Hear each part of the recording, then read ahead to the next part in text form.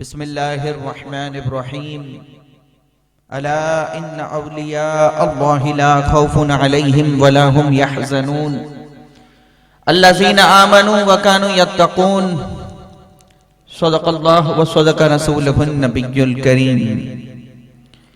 غوث اعظم بمن بے سر و سما مدد قبلہ دین مدد کعبہ ایمان مدد ما گدائم تو سلطان دو عالم ہستی از تو داریم تما یا شہ جیلا مدد بگر داب بلا افتاد کشتی ضعیفان شکشتارا تو پشتی بحق خواجہ عثمان ہارون مدد کن یا معین الدین چشتی الطفیل سید سالار مسعود زمان شیر حق شاہ شہیداں فاتح ہندوستا فاتح غالب کنم بر ہر یکے از دشمنا ہم مرا خوشحال گرداں اے خدائے تو جہاں اے اشرف زمانہ زمانے مدد نما درہائی بستراز کلید کرم کشا اشرف نہنگ دریا دریا بسین دارت دشمن ہمیشہ پرغم با ذکر تو دوست دارت دستگیری کر خدایا دستگیروں کے لیے عبد توابی حبیبی با شفا کے واسطے ادب و احترام کے ساتھ ایک مرتبہ درود پاک پڑھ لیں اللہم صلی علی سیدنا و مولانا محمد معدن الجود والکرم وآلہ وبارک وسلم صلاة و سلام علیکہ یا رسول اللہ صلی اللہ علیہ وسلم۔ ہم اور آپ سب اس ٹھنڈی رات میں پوری گرمی کے ساتھ سرکار غوث پاک کی بارگاہ میں اپنی غلامی کا ثبوت پیش کرنے کے لیے حاضر ہوئے۔ اللہ تبارک و تعالی ہم سب کی حاضری کو شرف قبول فرمائے اور اس محفل کو مولا ہم سب کے لیے ذریعہ نجات بنا دے۔ کون غوث اعظم؟ جو ماں کے پیٹ میں بھی ذکر الہی کرے وہ غوث اعظم۔ والدہ کو چھینک آئے اور وہ شکم کے اندر سے چھینک کا جواب دے وہ غوث اعظم۔ پیدائش کے وقت جن کی زبان پر ذکر خدا جاری ہو وہ غوث اعظم۔ جو مدرسے میں پہلے ہی دن استاذ کو 17 پارے زبانی سنا دے وہ غوث اعظم۔ جن کے دونوں شانوں کے درمیان اللہ کے پیارے رسول کا قدم نشان جلوگر ہے وہ غوث اعظم۔ جو دودھ پینے کے زمانے میں بھی رمضان میں روزہ رکھے وہ غوث اعظم۔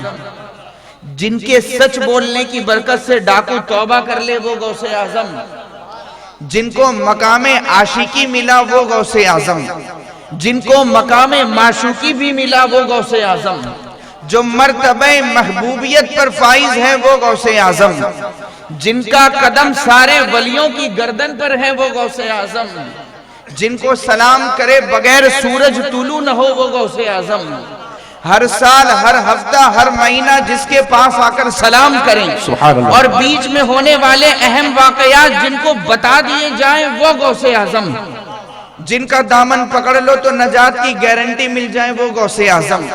جن کے مرید سے بڑھ کر افضل کسی اور کا مرید نہیں وہ غوث اعظم۔ اور جس کا نام لیتے ہی مصیبتیں پریشانیاں ہو جائے دور غلام غوث اعظم بے کس و مضطر نمی ماند۔ اگر ماند شب دیگر نمی ماند کہ سچے قادری غلام پر اگر مصیبت چھا جائے تو ایک رات تو پرابلم میں کٹے گی مگر شیورٹی ہے دوسری آنے سے پہلے آسانی ہو جائے گی۔ ایسے خوش نصیب مرید کے پیر کا نام ہے غوث اعظم اور جن کے صدقے 12 سال کی ڈوبی ہوئی ناؤ بھی واپس آ جائے وہ غوث اعظم۔ زندگیاں ختم ہو سکتی ہیں مگر ان کے فضائل کے بیان کا حق ادا نہیں ہو سکتا۔ تبھی تو سرکار عاصی فرماتے ہیں پوچھتے کیا ہو شہ جیلا کے فضائل عاصی، پوچھتے کیا ہو شہ جیلا کے فضائل عاصی، ہر فضیلت کے جامع ہے نبوت کے سوا، ہر فضیلت کے جامع ہیں نبوت کے سوا۔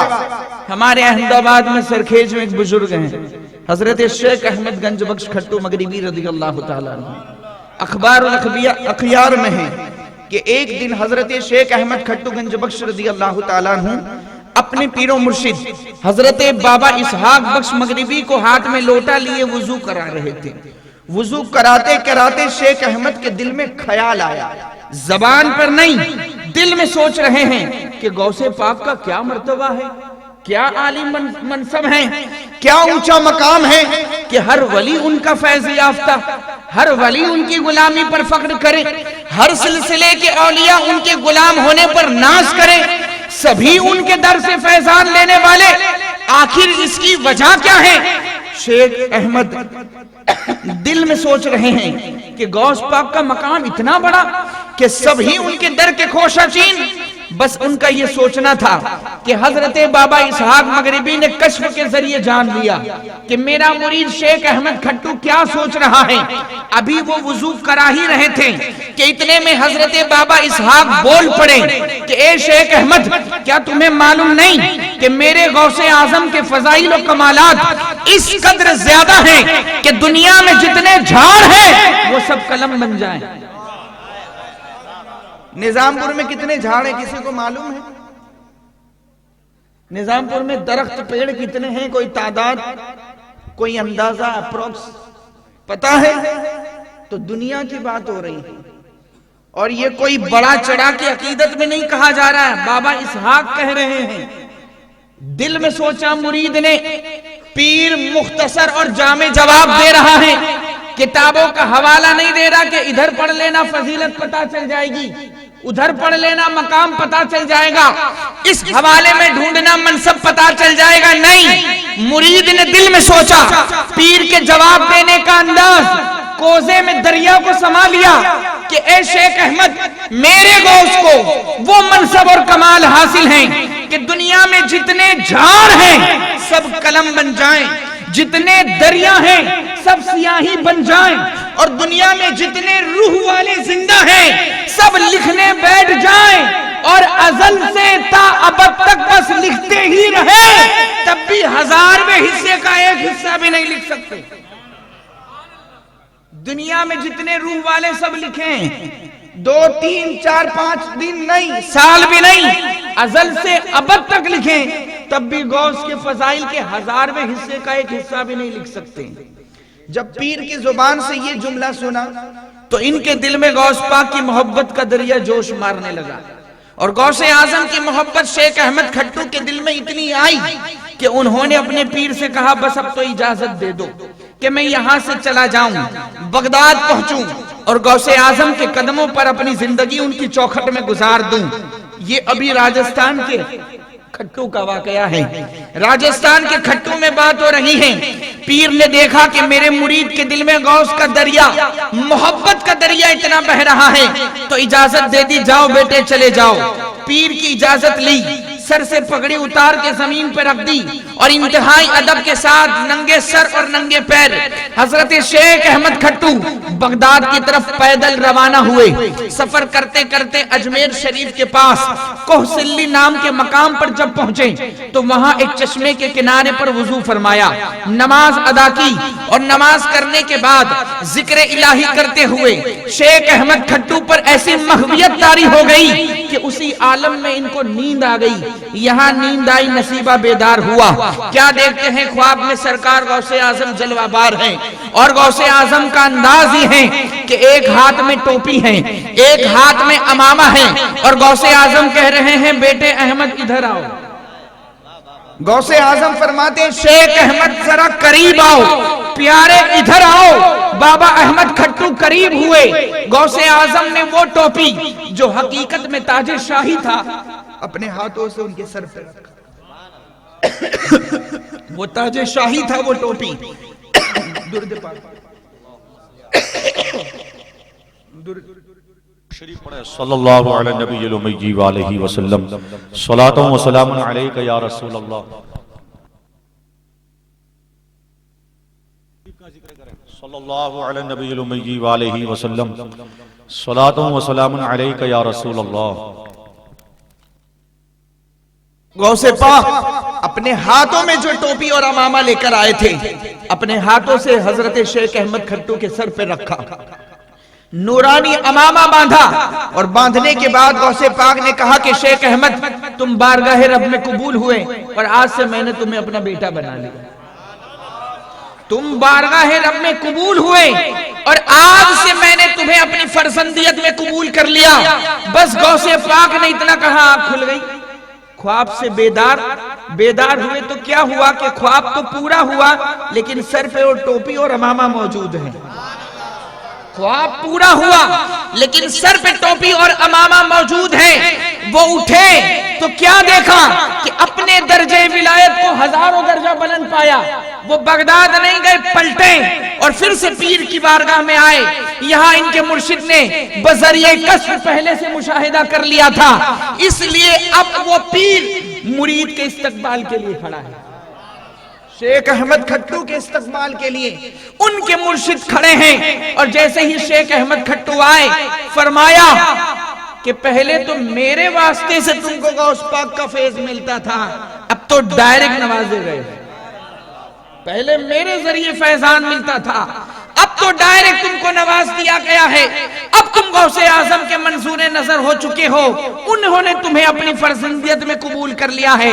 حضرت شیخ احمد کھٹو کے روزانہ کا یہ معمول تھا کہ وہ اپنے پیر کے باورچی خانہ کے لیے جنگل سے لکڑیاں توڑ کر لایا کرتے تھے۔ انہوں نے اس دن بھی جانے کی ضد کی کہ آج بھی مجھے معمول کے مطابق جنگل میں لکڑیاں لینے کی اجازت دی جائے۔ آپ کے پیر و مرشد نے شیخ احمد کھٹو سے کہا کہ اب تو غوث پاک کا بیٹا بن کر کے آئے ہو، یہ خدمت میں تم سے نہیں لے سکتا۔ پیر نے منع کیا مگر پھر بھی وہ اصرار کر کے جنگل میں گئے، لکڑیوں کو جمع کیا، گٹھا باندھا، اپنے سر پہ رکھا۔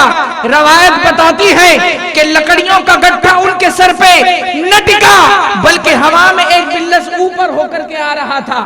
اسی عالم میں جب وہ پیر کی خانقاہ میں پہنچے، مرشد نے جب یہ حالت دیکھی فرمایا کہ جس میں سر پہ غوث پاک اپنے ہاتھوں سے تاج شاہی رکھتے اس کے سر پہ لکڑی کا گٹھا نہیں آ سکتا، اس کے سر پہ لکڑی گٹھا جو ہے وہ نہیں آ سکتا۔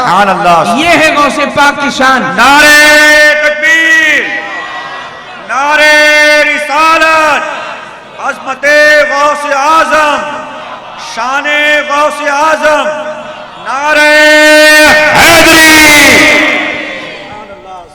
تو احمد آباد میں جہاں اور آستان ہیں وہاں ایک یہ بھی ہے جہاں غوث پاک نے جس کو اپنی فرزندیت میں قبول کیا وہ بزرگ آرام کر رہا ہے۔ آئیے میں آپ کو ایک ایڈریس دوں کہ اگر 11ویں میں بغداد نہ جا سکو تو وہاں چلے جائیں، ایڈریس نوٹ کر لیں۔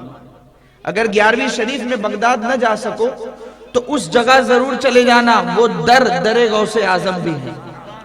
کون سا در؟ سراج الدین شاہ عالم بخاری کا در شاہ عالم، در غوث اعظم بھی۔ میں نہیں کہہ رہا، غوث پاک نے خود کہا۔ یہاں ایک چیز یاد رکھنا کہ غوث پاک کے بیچ میں اور شاہ عالم کے بیچ میں قریب 200 سال کا فاصلہ۔ غوث پاک کو 800 سال پورے ہوئے اور سرکار شاہ عالم کو قریب 600 سال۔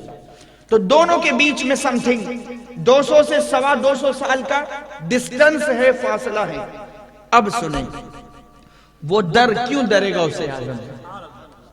سرکار شاہ عالم کے ایک مرید ہیں حضرت قطب الدین رحمت اللہ علیہ، اور ان کے مرید ہیں حضرت زین الدین بنبانی رحمت اللہ علیہ۔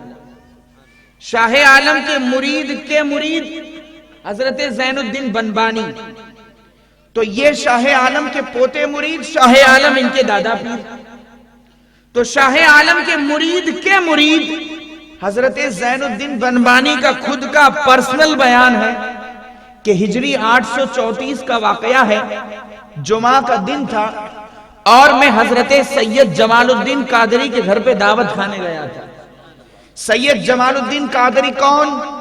یہ وہی بزرگ ہیں جن کے نام سے احمد آباد میں جمال پور ہے، رائے کھڑ میں حضرت کا مزار، حضرت سید جمال الدین قادری کے گھر میں جمعہ کے دن ہجری 834 میں دعوت کھانے گیا. کون کہہ رہا ہے؟ زین الدین بنبانی کہتے ہیں میں ان کے گھر پہ پہنچا، دعوت کھائی. یہ جمعہ کا دن تھا اور یہ وہ وقت ہے کہ شاہ عالم ابھی حیات ظاہری میں ہے. سرکار شاہ عالم ابھی حیات ظاہری میں ہے اور اس وقت جمعہ کا دن خاص کر کے احمد آباد گجرات والوں کے لیے وہ ہوتا تھا کہ سرکار شاہ عالم جمعہ کے دن احمد آباد والوں کو عام ملاقات دیتے تھے. سرکار شاہ عالم کے مرید، خلفاء، متعلقین، متوسلین جتنے بھی چاہنے والے شاہ عالم کے ہوتے تھے وہ جمعہ کے دن آپ کی خانقاہ میں ملاقات کے لیے آتے تھے. جمعہ کا دن خاص ملاقات کے لیے. زین الدین بنبانی کہتے ہیں میرے دل میں خیال آیا کہ آج تو جمعہ کا دن ہے، دادا پیر سے ملاقات کا وقت ہو چکا ہے، میں تو یہاں دعوت میں ہوں، تو چلو یہاں سے اجازت لی جائے تاکہ میرا معمول نہ ٹوٹے اور میں اپنے دادا پیر کی بارگاہ میں حاضر ہو جاؤں. توجہ چاہوں گا دادا پیر کی خانقاہ میں جانے کے لیے. زین الدین بنبانی اٹھے، حضرت جمال الدین قادری کے پاس آئے اور جمال الدین قادری سے کہا کہ حضور میں نے دعوت کھا لی ہے، اب مجھے اجازت عطا فرما دیں، میں اپنے دادا پیر کے دربار میں جانا چاہتا ہوں. جب انہوں نے اجازت مانگی تو سید جمال قادری نے جواب دیا کہ کہاں جاؤ گے؟ جو جمعیت یہاں ہے، جو حضور قلبی یہاں ہے، جو روحانیت یہاں ہے، جو نورانیت وہاں ہے، تم کو اور کہاں ملے گی؟ ایسا ماحول تم کو دوسری جگہ نہیں مل سکتا، یہی رہے، کہاں جائیں گے؟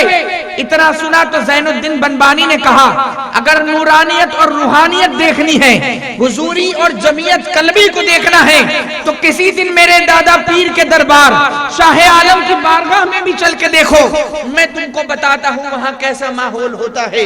اتنا سنا تو سید جمال الدین قادری نے بڑے تیور سے اور ایک الگ انداز سے جواب دیا کہ میں سوائے در غوث اعظم کے کہیں نہیں جاتا. یہ ان کی اولاد ہے، حضرت جمال الدین قادری غوث پاک کی اولاد ہے، لیکن غوث پاک سے محبت اتنی ہے کہ ایک استغنا کے ساتھ جواب دے رہے ہیں کہ میں در غوث اعظم کے سوا کہیں نہیں جاتا. اتنا سنا تو زین الدین بنبانی خاموش، اجازت لے کر چپ چاپ چلے آئے. جمعہ کا دن تھا، رسول آباد، آج بھی رسول آباد ہے. سرکار شاہ عالم کی خانقاہ میں پہنچے، لائن میں لگے، دادا پیر کے پاس پہنچے، سرکار شاہ عالم سے ملاقات کی، ہاتھوں کو بھی چوما، پیروں کو بھی چوما اور منہ لگا سب بول ہی دیتا ہے.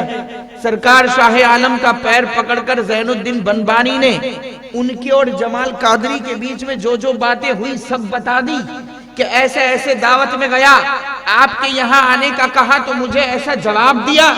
اس کے بعد حضرت زین الدین بنبانی نے سرکار شاہ عالم کے قدموں کو پکڑا اور کہا حضور آپ سے گزارش ہے کہ ایک نگاہ ولایت آپ جمال قادری پر ایسی ڈالیں کہ وہ آپ سے ملاقات کے لیے بےتاب ہو جائے، کہ آپ جمال قادری کے اوپر ایک ایسی نگاہ ولایت ڈال دیں کہ وہ آپ سے ملاقات کے لیے بے چین ہو جائیں اور آپ کی بارگاہ میں کھینچے چلے آئیں. سرکار شاہ عالم نے سنا تو مسکرائے، بات ہونی تھی ہو گئی، یہ اپنے گھر آ گئے. زین الدین بنبانی اپنے مکان میں، جمال قادری اپنے مکان میں. جمعہ کے دن کا یہ واقعہ ہے. دن گزر گیا اور جب شنیچر کی رات آئی تو سید جمال الدین قادری خواب میں کیا دیکھتے ہیں کہ سرکار غوث پاک جلوہ فرما ہے. حضرت جمال الدین قادری شنیچر کی رات کو کیا دیکھتے ہیں خواب میں کہ سرکار غوث اعظم جلوہ بار ہے اور غوث اعظم سید جمال قادری سے کہتے ہیں کہ بیٹے جمال مجھے بھول گئے. جگ رہے ہو نا؟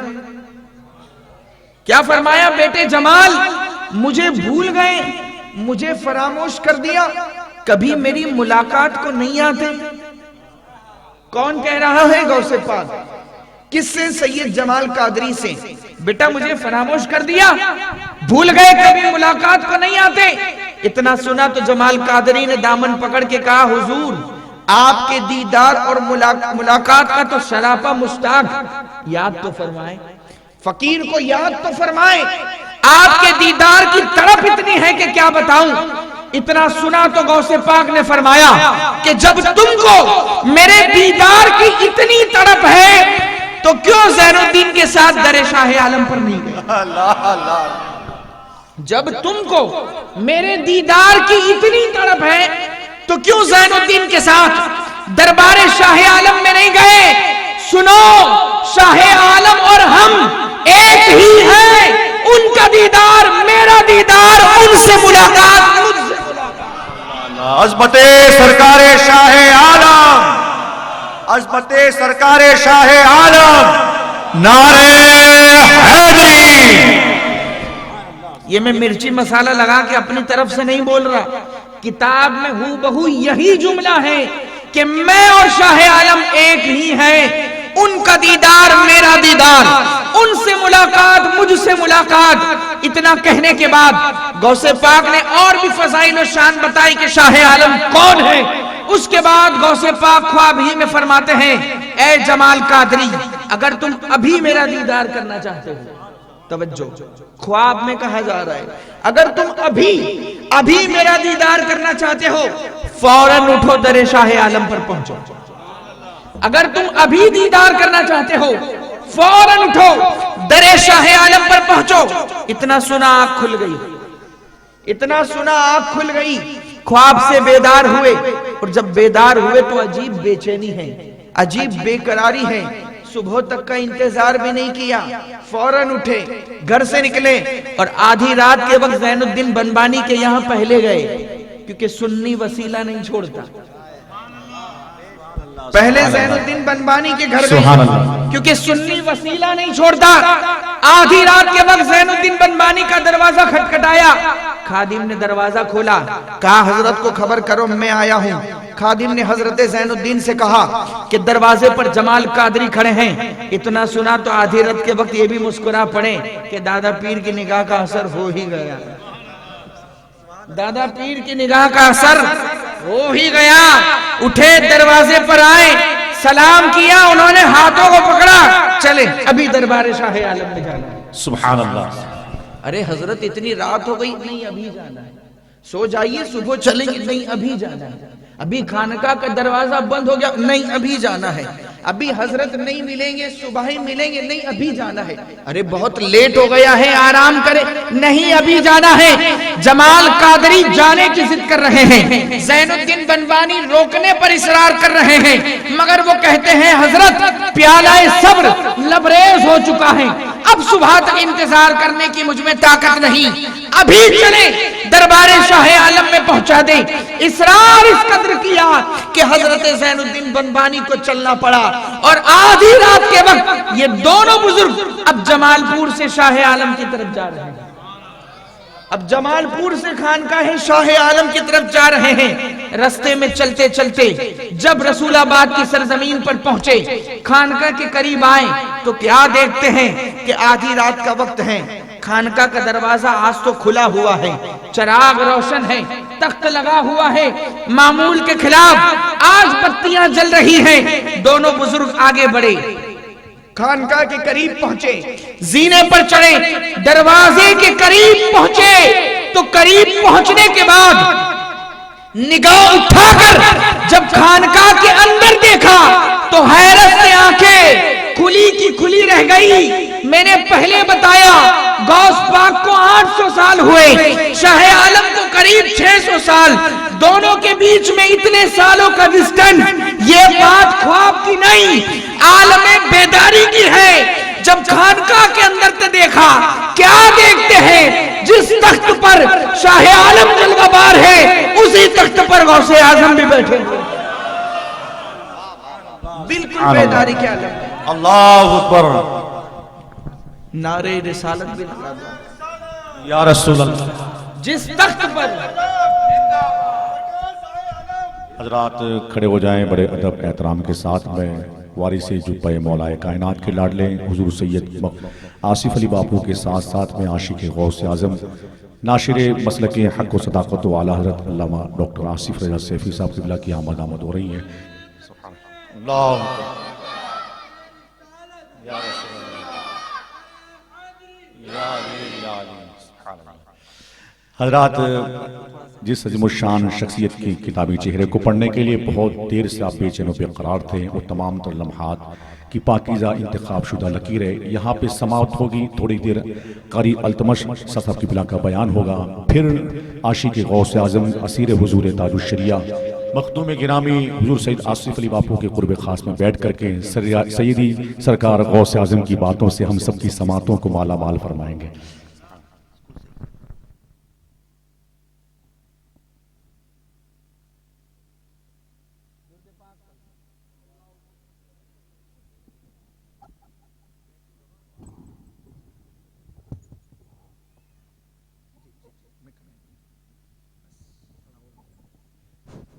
सल्लल्लाहु अलैहि नबी उम्मी व आलिहि सल्लल्लाहु अलैहि वसल्लम सलातुम व सलामुन अलैका या रसूलल्लाह। दोनों बुजुर्ग खानकाह के करीब पहुंचे, जीने पर चढ़े, दरवाजे के करीब पहुंचे तो निगाहें हैरत में पड़ गई कि जिस तख्त पर सरकार शाह आलम जलवाबार हैं उसी तख्त पर दाहिने जानिब गौसे आजम भी बैठे हुए हैं। हैरत में पड़ गए, आंखें खुली की खुली रह गई, समझ में नहीं आ रहा कि क्या मंजर हम देख रहे हैं। इतने में जब ये मामला सामने आया कि गौसे पाक का दीदार आलमे बेदारी में हो गया, तो हजरत जमाल कादरी के ऊपर एक वजदानी कैफियत तारी हुई, आलमे वजद तारी हुआ। और इसी आलमे वजद में जिस तख्त पर गौसे पाक और सरकार शाह आलम जलवाबार हैं, उन्होंने उस तख्त का हालते वजद में चक्कर लगाना शुरू किया। जिस तरह परवाना शमा के गिर्द चक्कर लगाकर निसार होता है, ऐसे ही वो भी तख्त के गिर्द चक्कर लगाकर के निसार होते रहे।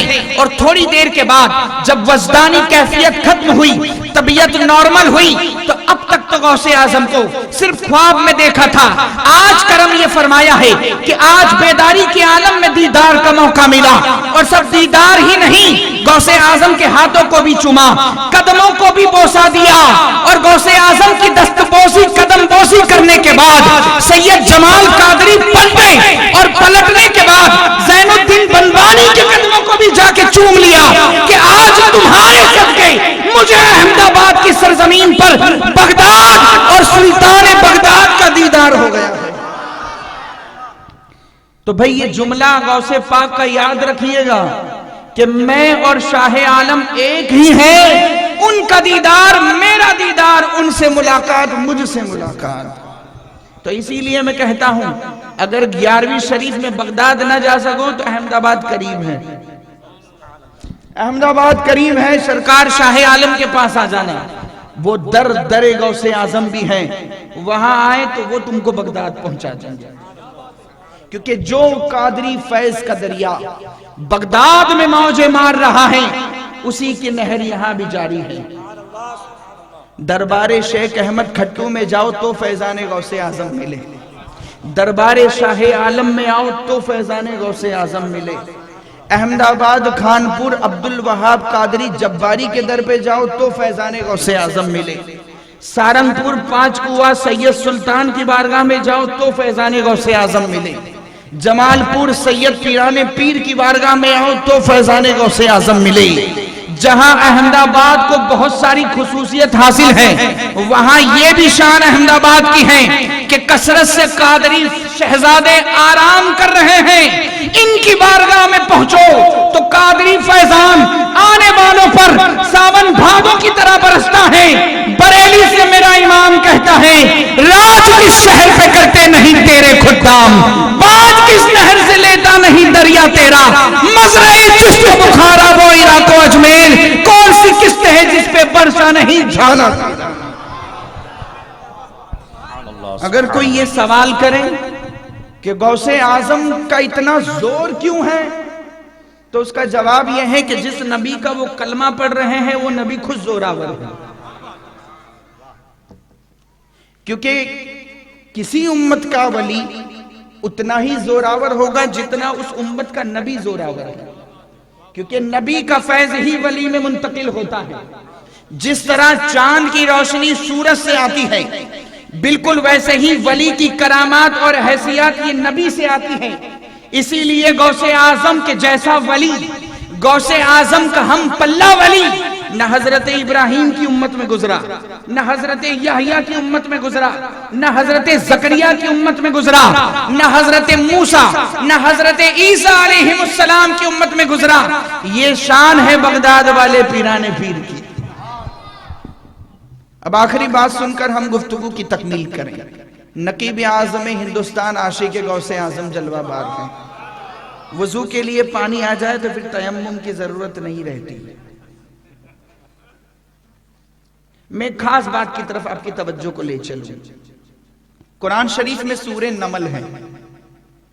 حضرت سیدنا سلیمان علیہ السلام کے ایک شاگرد ہیں، ان کے صحابی ہیں، جن کو کتاب کا بعض علم ہے، مکمل نہیں، جن کو حضرت سلیمان سے کتاب کا کچھ علم ہے، مکمل نہیں۔ جبکہ بلقیس نے یمن میں اپنی حکومت کو قائم کیا تھا، توجہ، جبکہ بلقیس نے یمن میں اپنی حکومت کو قائم کیا ہوا تھا، اس وقت کی سب سے بڑی سیولائزیشن اور سب سے بڑی تہذیب کا نام یمن تھا۔ اس وقت کا بہت بڑا ترقی یافتہ وہ ملک تھا، علاقہ تھا۔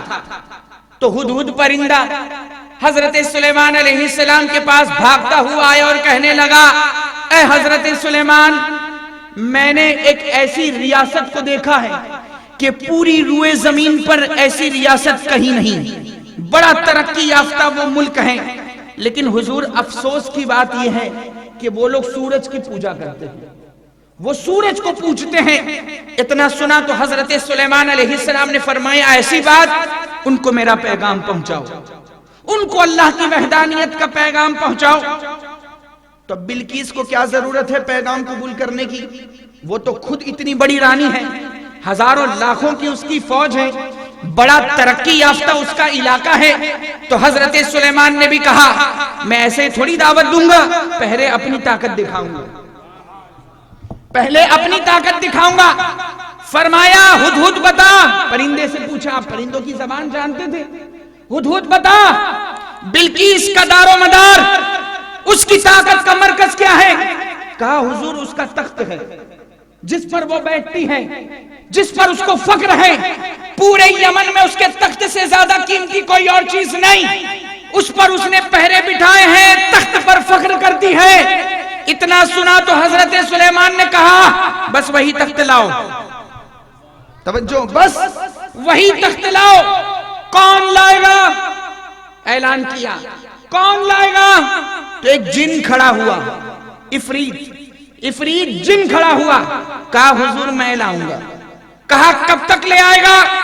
آپ کی مجلس ختم نہیں ہوگی تخت آ جائے گا، توجہ، آپ کی مجلس ختم نہیں ہوگی تخت آ جائے گا۔ یعنی ابھی آپ کی یہ باتیں چل رہی ہیں، دربار سجا ہوا ہے، یہ باتیں ختم نہیں ہوگی اور تخت آ جائے گا، یعنی ظہر سے عصر تک کا ٹائم ہے۔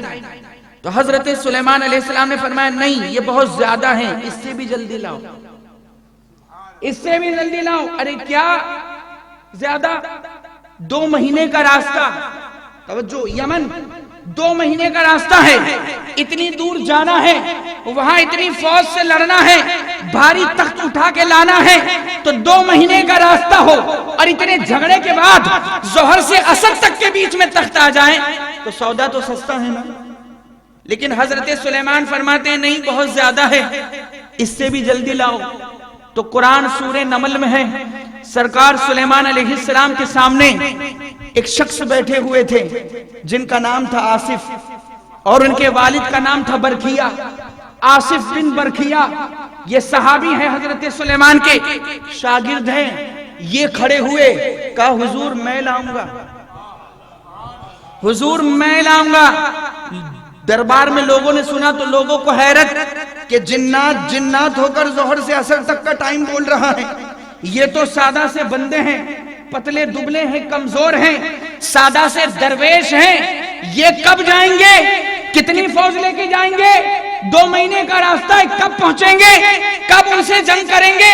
کب تخت لے کر آئیں گے؟ یہ کھڑے ہوئے کہے، حضور میں لاؤں گا۔ تو حضرت سلیمان نے کہا، جنات تو ظہر سے عصر تک کا ٹائم دے رہا ہے، تم کب لاؤ گے؟ کہا، حضور آپ اپنی آنکھوں کو بند کر کے کھولیں گے، تخت آ جائے گا۔ آپ اپنی آنکھوں کو بند کر کے کھولیں گے، تخت آ جائے گا. قرآن کہتا ہے انا آتیک بہ قبل ان یرتد الیک طرفک. اے میرے پیارے نبی، آپ اپنی آنکھوں کو جھپکیں گے. آنکھوں کو جھپکنے میں سیکنڈ سے بھی کم لگتا ہے. آپ اپنی آنکھوں کو جھپکیں گے. میں کمزور ہوں تو کیا ہوا، پتلا دبلا ہوں تو کیا ہوا، شاگرد آپ کا ہوں، صحابی آپ کا ہوں، چمکا آپ کے نام پر ہوں. یہ جنات کیا لائے گا؟ میں لاتا ہوں. کہا کب تک لائے گا؟ کہا انا آتی کبھی. قرآن میں ہے انا آتی کبھی، میں لاؤں گا. قبل، اس سے پہلے، ان یرتد الیک طرفک، پلک جھپکنے کے بعد نہیں، پلک جھپکنے سے بھی پہلے. بس آپ یہ بتا دیں کہ رکھنا کہاں ہے. بس آپ یہ بتا دیں کہ رکھنا کہاں ہے. حضرت سلیمان کی نظر میں ایسا نہیں، اس کے تخت کی بڑی اہمیت تھی. فرمایا ہاں یہاں رکھ دو. اشارہ دے دیا یہاں رکھ دینا. بدعقیدہ وہابی کہتا ہے کہ جس کا نام محمد علی اس کو کوئی اختیار نہیں ہوتا. معاذ اللہ، نبی کو کوئی اختیار نہیں ہوتا. ان جاہل جماعتیوں سے کہو کہ تو میرے آقا کے تعلق سے بات کرتا ہے. دیکھ حضرت سلیمان جو میرے آقا کے صدقے میں چمکے ہیں، حضرت سلیمان خود نہیں، ان کا ایک خادم اتنا زوراور ہوا کہ انہوں نے کہا حضور تخت میں لاؤں گا، بس آپ بتا دیں کہ رکھنا کہاں ہے. کہا ہاں یہاں رکھ دینا. دوستو، حضرت سلیمان نے آنکھیں بند کر کے ابھی کھولی بھی نہیں تھی کہ تخت آ گیا. آنکھیں بند کر کے کھولی بھی نہیں تھی، تخت آ گیا. بات یہاں مکمل ہوئی. لیکن جو بات سمجھانی ہے وہ یہ کہ اب ماہران علم نے، اور یہ شعبہ مولویوں کا تھا ہی نہیں، یہ تو تھا غوث اعظم جیسے بزرگوں کا ٹاپک. اب ماہران علم نے اس پہ ریسرچ کیا کہ تخت آیا کیسے. تخت آیا کیسے؟ کیونکہ حضرت آصف وہاں گئے نہیں، وہاں پہنچے نہیں. 2 مہینے کا راستہ تھا بھائی. تخت کو بچانے کے لیے جنات اور انسانوں کی فورس لگی ہوئی تھی. کوئی جنگ نہیں ہوئی، کوئی جھگڑا نہیں ہوا. حضرت آصف وہاں پہنچے نہیں. تخت آیا کیسے؟ تو ماہران علم نے، روحانیت کے شعبے والوں نے اب اس پہ ریسرچ شروع کیا کہ تخت آیا کیسے. اور دوستو، اس بات کو میرے غوث اعظم نے اپنی تقریر میں کلیئر کیا کہ تخت آیا کیسے. غوث پاک نے اپنے خطبے میں کلیئر کیا اس کو کہ تخت آیا کیسے. تو دیکھیں میرے غوث اعظم کی تقریروں کا مجموعہ، ان کے خطبات کا مجموعہ ہے. اس کتاب کا نام ہے فتح الغیب، جس میں غوث پاک کی 60 سے زیادہ تقریریں ہیں. 60 کے آس پاس خطبات ہیں. فتح الغیب اور فتح الغیب کا 40واں خطبہ المقالۃ الاربعون، نام یاد رکھیے گا. المقالۃ الاربعون میں غوث پاک نے اس خطبے کو ارشاد فرمایا. 40واں خطبہ المقالۃ الاربعون. آج اگر مفتی صاحب سے پوچھو کہ بندہ عالم کب بنتا ہے تو مفتی صاحب بتائیں گے یہ کتابیں پڑھ لیں، اتنی کتابیں پڑھ لیں، امتحان دے لے، عالم ہو جائے گا. کسی حافظ صاحب سے پوچھو بچہ حافظ کب بنتا ہے، کہا ایسا قاعدہ پڑھ لے، ایسا ناظرہ پختہ کر لے، اتنے یاد کر لے، اتنے وقت میں حافظ ہو جائے گا. تو دیکھو، اگر مفتی صاحب سے پوچھو تو یہ جواب، حافظ کے بارے میں پوچھو تو یہ جواب. غوث اعظم سے بھی سوال کرنے والے نے سوال کیا. کیا سوال کیا؟ یہ نہیں کہ بندہ مفتی کب بنے گا، حافظ کب بنے گا، عالم کیسے بنتا ہے. نہیں، پوچھنے والا غوث پاک سے پوچھ رہا ہے حضور بتائیں بندہ ولی کب بنتا ہے، بندہ ولی کب بنتا ہے. تو اس سوال پر غوث پاک نے پوری تقریر کی ہے، اور اس تقریر کا نام ہے المقالۃ الاربعون.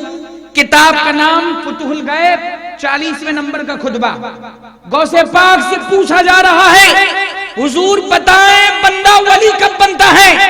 اس کتاب کے ترجمے کو، اس خطبے کے ترجمے کو میں سمجھا رہا ہوں. پوچھا گیا حضور بندہ ولی کیسے بنے گا. غوث پاک جواب دیتے ہیں امید بھی مت کرنا، توجہ، امید بھی مت کرنا، تما بھی مت کرنا ولی بننے کی، کبھی سوچنا بھی نہیں، کبھی قریب بھٹکنا بھی نہیں کہ تجھے جماعت اولیاء میں لے لیا جائے جب تک تو ان چیزوں کو نہ ختم کر لے. کبھی سوچنا بھی نہیں ولی بننے کی، کبھی تمنا بھی مت کرنا کہ تجھے جماعت روحانیین میں لے لیا جائے گا، اس وقت تک جب تک تو ان چیزوں کو ختم نہ کرے۔ حضور کون سی چیزیں؟ فرمایا جب تک حسد کو نہ چھوڑے، جب تک بغض کو نہ چھوڑے، جب تک جھوٹ کو نہ چھوڑے، جب تک بے شرمی نہ چھوڑے، جب تک بے حیائی نہ چھوڑے، جب تک بخیلی نہ چھوڑے، جب تک بزدلی نہ چھوڑے، جب تک خود نمائی نہ چھوڑے کہ لوگ مجھے اچھا کہیں، جب تک ان ساری باتوں کو نہ چھوڑے، اور جب تک تواضع اختیار نہ کریں، جب تک نرمی اختیار نہ کریں، جب تک حلم اختیار نہ کریں، جب تک بردباری اختیار نہ کریں، جب تک اخلاص اختیار نہ کریں، جب تک ایثار اختیار نہ کریں، جب تک نرمی اختیار نہ کریں، جب تک شجاعت اختیار نہ کریں، جب تک امانت اختیار نہ کریں، سن، جب تک تو ان سارے اخلاق حسنہ کو اختیار نہ کریں اور ان سارے اخلاق رذیلہ کو نہ چھوڑے، لا تطمع، سوچنا بھی مت ولی بننے کی، تمنا بھی مت کرنا ولی بننے کی کہ تجھے جماعت اولیاء میں لیا جائے گا، کیونکہ یہ حال کی بات ہے۔ پہلے حال کو صاف کرنا پڑے گا، پہلے حال کو صاف کرنا پڑے گا۔ تو کسی نے پوچھا حضور چھوڑ دیا تو؟ فرمایا جا پہلے چھوڑ کے آئے۔ کہا حضور بتائیں نا پہلے چھوڑ دیا تو؟ کہا چھوڑ دے گا تو پھر ولی بنا دیا جائے گا، پھر ولی بنا دیا جائے گا۔ تو پوچھنے والے نے غوث پاک سے پھر پوچھا حضور اچھا اس کو پتا کیسے چلے گا کہ وہ ولی بن چکا ہے؟ میں موضوع سے ہٹا نہیں ہوں، لا رہا ہوں آپ کو وہیں تخت کیسے آیا۔ کہا حضور اچھا اس کو پتا کیسے چلے گا کہ وہ ولی بن چکا ہے؟ علامت کیا ہوگی کہ اس کو ولایت مل چکی ہے۔ الحمدللہ غوث پاک سے ایک ایک بات پوچھی گئی اور مسئلہ کلیئر ہوا، اور یہ سوالوں کا جواب غوث پاک کے علاوہ دے بھی کون سکتا تھا؟ جس طرح فقہ کی بات مفتی صاحب کے علاوہ کوئی نہیں بتا سکتا، اسی انداز پر یہ ٹاپک پر باتیں پیران پیر کے علاوہ کوئی نہیں بتا سکتا۔ حضور نشانی کیا ہوگی، علامت کیا ہوگی کہ اس کو ولایت مل چکی ہے؟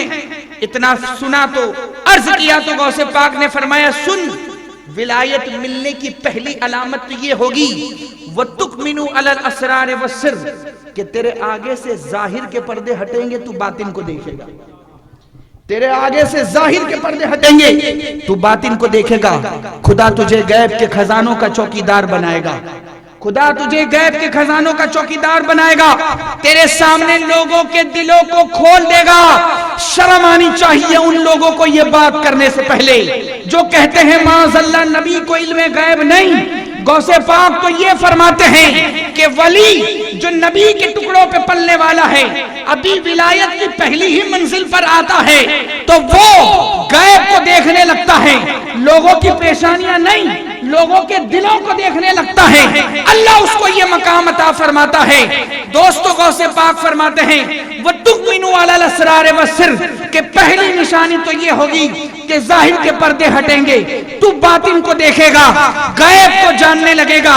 اور فرماتے ہیں سن، ولایت ملنے کی دوسری نشانی، دوسری علامت یہ ہوگی وَيُرَدُّ عَلَيْكَ التَّقْوِيمِ، وَيُرَدُّ عَلَيْكَ التَّقْوِيمِ، اللہ اس کے ہاتھ پر کن کی طاقت دے گا، اللہ اس کے ہاتھ پر کن کی طاقت دے گا۔ یہ تصرفات کی بات ہے۔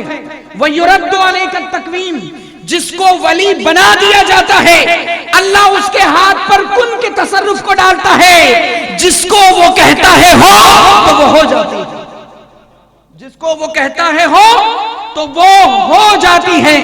ذرا غور تو کرو، جو ولایت کے پہلے ہی زینے پر ہے، جو بالکل انیشیل سٹیج کا بندہ ہے، اللہ اس کو اتنا دیتا ہے، اتنا دیتا ہے کہ وہ غیب کو بھی دیکھ رہا ہے، کن کا تصرف بھی کر رہا ہے۔ جو ولایت کی پہلی ہی سیڑھی پر ہو اس کا اختیار اتنا ہے، تو خدا نے جس کو غوث اعظم بنایا ہے ان کے اختیار کا کون اندازہ لگا سکتا ہے؟ اب راز کھل گیا، وہ تخت آیا کیسے؟ اب راز کھلا، وہ تخت آیا کیسے؟ حضرت آصف بن برکھیا نے حضرت سلیمان سے کہا حضور تخت آ جائے گا، پلک جھپکنے سے پہلے آ جائے گا. بس آپ یہ بتا دے کہ رکھنا کہاں ہے. دوست جگہ متعین کی گئی اور تخت آ گیا. سوال یہ ہے کہ حضرت آصف وہاں اڑ کر گئے نہیں, وہاں پہنچے نہیں, کسی سے جنگ ہوئی نہیں, تو آیا کیسے؟ تو اس کا جواب یہ ہے کہ حضرت آصف نے اس وقت زبان سے صرف ایک جملہ کہا. حضرت آصف نے اس وقت زبان سے صرف ایک جملہ کہا. کیا کہا؟ کن العرش. کیا کہا؟ کن العرش. تخت ہو جا. تخت آ گیا. تخت ہو جا. تخت آ گیا. تو دیکھیں حضرت آصف بن برکھیاں حضرت سلیمان کے شاگرد ہیں, حضرت سلیمان کے صحابی ہیں, جن کو حضرت سلیمان سے کتاب کا کچھ علم ہے, کتاب کا کچھ علم ہے, بعض علم ہے. اور یہ علم سکھایا کس نے؟ حضرت سلیمان نے. یہ علم پڑھایا کس نے؟ حضرت سلیمان نے. دوستو, تو جس نے حضرت سلیمان سے پڑھا, جس نے حضرت سلیمان سے سیکھا, جو حضرت سلیمان کی صحبت میں بیٹھ کر ان کا صحابی ہوا, اس آصف بن برکھیا میں اتنا پاور ہے کہ تخت کو پل بھر میں لا کر رکھ دیا. یہ شان ہے حضرت سلیمان کے صحابی کی. تو جب حضرت سلیمان کے صحابی میں اتنی طاقت ہے, تو جو پیارے مصطفیٰ کے صحابہ ہیں, تو جو پیارے مصطفیٰ کے صحابہ ہیں, سوچو سوچو صدیق اکبر میں کیا طاقت ہوگی, فاروق اعظم میں کتنا پاور ہوگا, عثمان غنی کا کیا اختیار ہوگا. اور مولا علی نے ایسے ہی خیبر کا دروازہ اکھاڑ کے تھوڑی پھینکا. مولا علی نے ایسے ہی خیبر کا دروازہ اکھاڑ کے تھوڑی پھینکا. سنو, یہاں حضرت آصف, یہاں حضرت آصف حضرت سلیمان سے سیکھتے ہیں تو تخت پل بھر میں لا کے رکھ دیتے ہیں. وہاں صحابہ پیارے مصطفیٰ سے سیکھتے ہیں, منبر پہ بولتے ہیں نہاون تک آواز جاتی ہے, منبر پہ بولتے ہیں نہاون تک آواز جاتی ہے. اور آخری بات کر کے میں اپنی گفتگو کو ختم کروں, وہ یہ, آج ہم سب غوث پاک کی یاد منانے کے لیے جمع ہیں. کیا مقام ہے غوث پاک کا؟ حضرت شاہ ولی اللہ محدث دہلوی ہمات میں فرماتے ہیں, کہتے ہیں کہ امت میں راہ جذب کو کھولنے والے مولا علی. توجہ, امت میں راہ جذب کو کھولنے والے مولا علی.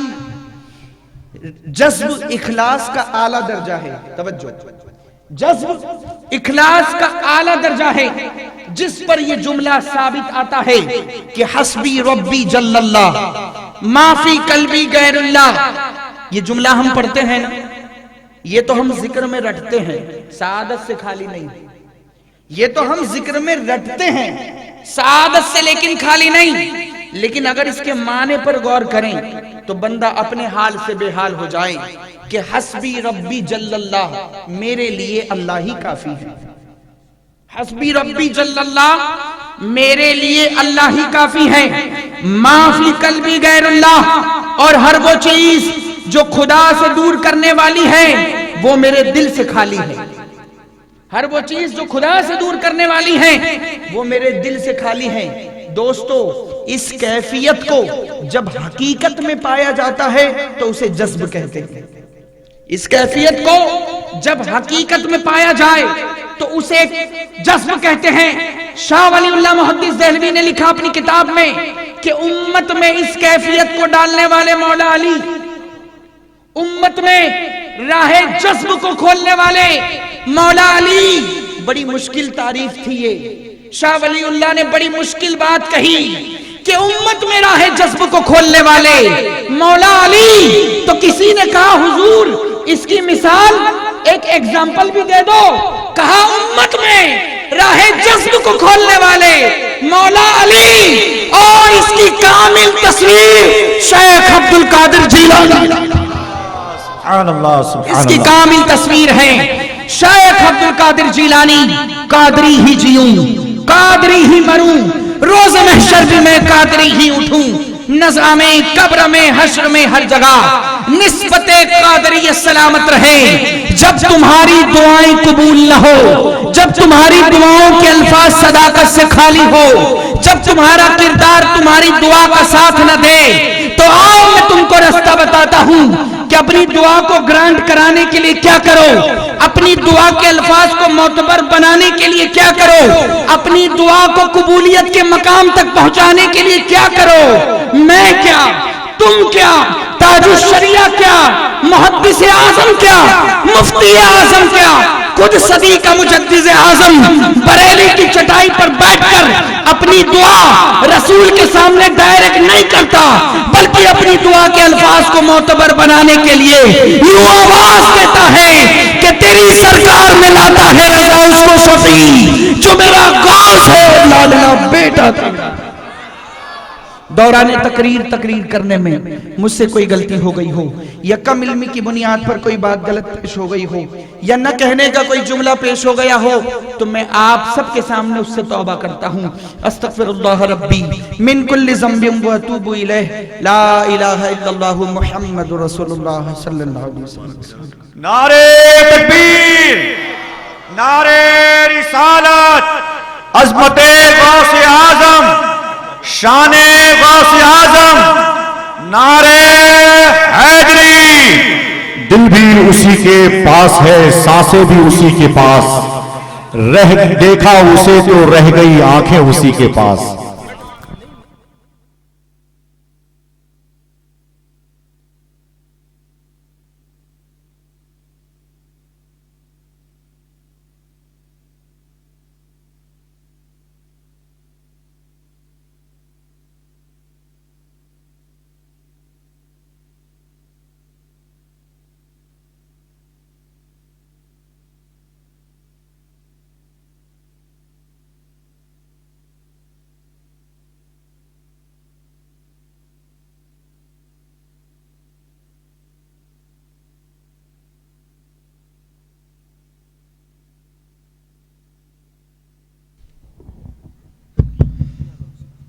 بسم اللہ جلیل الشان عظیم البرہان شدید السلطان ما شاء اللہ کان اعوذ باللہ من الشیطان الرجیم بسم اللہ